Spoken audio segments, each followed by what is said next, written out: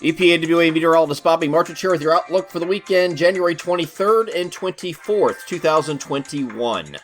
For your Saturday, expecting partly cloudy skies across the region today and breezy conditions. We'll have some wind gusts that are generally 15 to 25 miles per hour with some occasional gusts to 30 miles per hour across the region today. And it will be cold along with those blustery conditions with temperatures below freezing in many areas today. So it's going to definitely feel like winter for sure if you're going outside today. And the wind chills are going to be in the teens today with those winds blowing throughout the entire day here. So the winds will start to diminish once we get into the evening, and then overnight tonight we are turning mostly clear.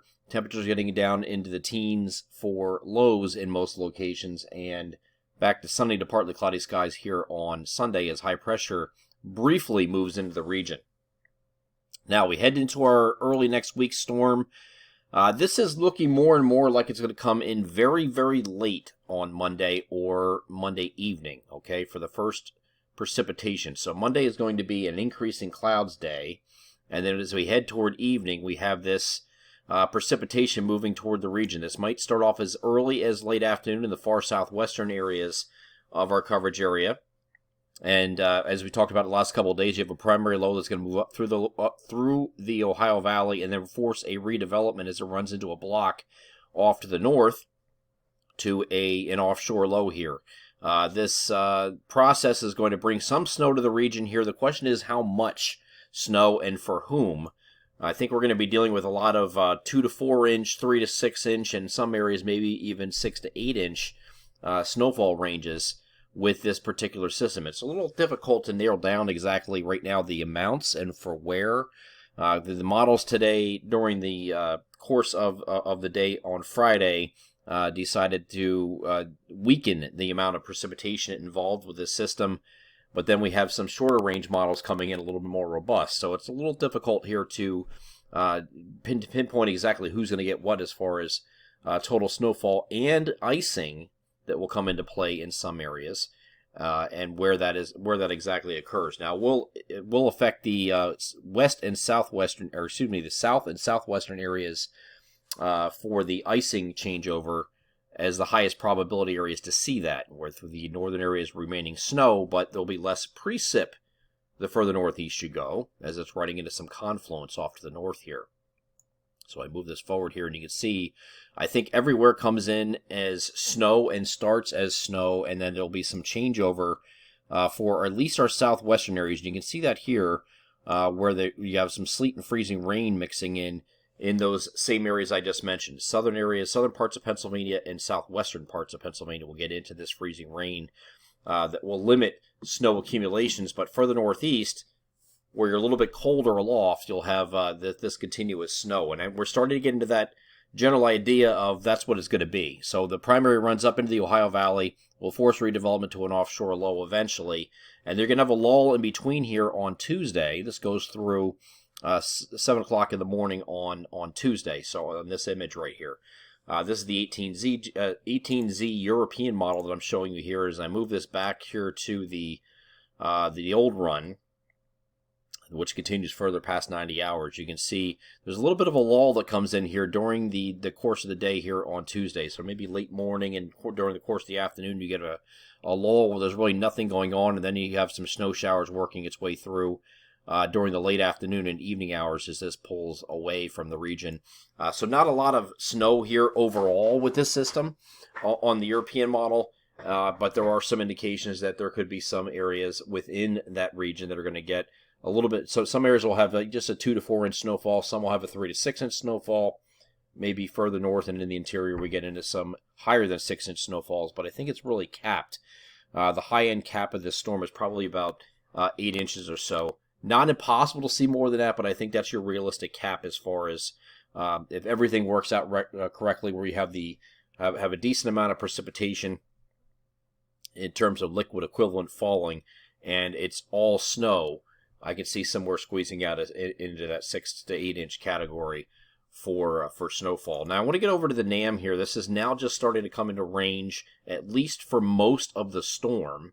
And this is the 12-kilometer version that goes to 84 hours in the future. So When we're looking at this here, we look at the precipitation that's associated with this at on Monday morning, okay? And I moved over to the 60-hour point here because we have the 3-kilometer dam, which goes to 60 hours in the future, lining up with this exactly. So the 12-kilometer and the 3-kilometer are very closely aligned. As you can see here, I'm going back and forth between the high-resolution 3-kilometer version, the lower resolution 12-kilometer version. So since this runs out of range, I can't go any further than this right now. But we'll assume that they're going to be pretty close going forward if it were extrapolated. So this is going forward into later on Monday afternoon and Monday evening. You can see some sleet, freezing rain in our southwestern areas, but then you have snow further north from there, and this is going into Monday evening. Okay, and then going through the overnight, you have periods of snow that are going to be occurring north of I-76 here on the NAM, and there's a decent amount of snow that comes with this. And it's still going into Tuesday morning. Okay, so if this were to work out in this particular manner that's shown here as far as the precipitation type, or positive reflectivity precipitation type, if this actually works out this way, you could get on the higher end of the snow amounts here. So we still have to work this out here, and we're not going to have a first call until Sunday until we can figure all this out. Okay, so we're just trying to figure out who's getting what and where.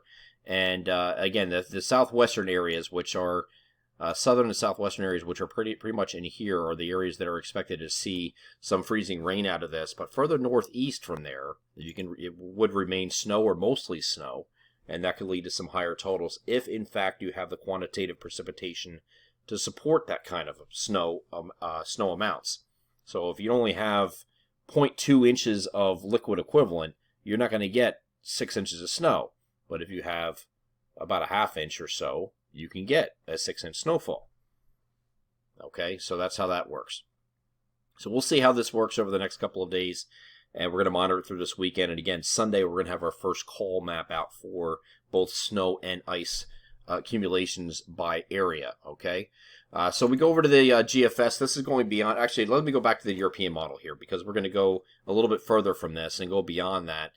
As we get into Wednesday, we're going back to mostly sunny skies. And then Thursday, we have mostly cloudy skies because we have this system off to our southeast. It's all the way down here by Savannah. Okay, it's pretty far south on the European model. There is some snow that's trying to work in here with the northern stream trying to dig in at the same time. But that's going to be far out of our region and off to our southwest here on the European model. See, this stays well to the south of the region. However, new GFS that came in this evening shows a different scenario, and it has this low much, much further north, about 750 miles north of where the European model has it, and takes it to the mouth of the Chesapeake and brings a pretty good snowstorm to the region for at least our southern areas. So this is one heck of a difference here from not only its previous run, but also from what the European model was showing today. And I go over to the Canadian model here, if it's going to let me here, at the same time. Generally in the same area, not too far different. I know it doesn't have as far northwest as the GFS has as far as the precipitation here.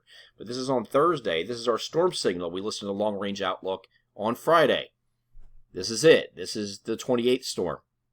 So we got to keep a close eye on this. We might have a 1-2 punch here with some snow chances here. And a lot of what this first storm does is going to set the railroad tracks, so to speak, for what this system does, okay, with the height field as far as heights go. So if we can slow this up enough here and you get the northern stream diving in on this, it might pull it a little bit further north here, like the GFS and the Canadian model are suggesting, and you could get some snow into at least our southeastern portions of our region here on Thursday. So we'll keep a close eye on this here. Not a lot of confidence in this one here. This is a lower confidence storm. That's why we went moderately low with that forecast confidence in the long-range outlook. But it is certainly something to keep an eye on, and there are some ensemble members that are supporting this idea here, too. So we'll just have to wait and see how that plays out. Again, there's quite a difference between the European model and the others that I mentioned for Thursday. So we have some time to look at that. I want to focus on the weekend first.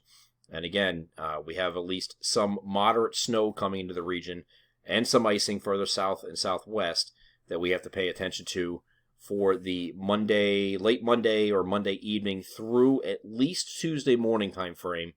And we'll have details for that on the weather alerts page over the weekend, and that's going to be on Sunday when we have our first cold maps and discussion out for that system. I'm EPAWA meteorologist Bobby Marchus. That is our outlook for the weekend, January 23rd and 24th, 2021. Have a great Saturday and Sunday.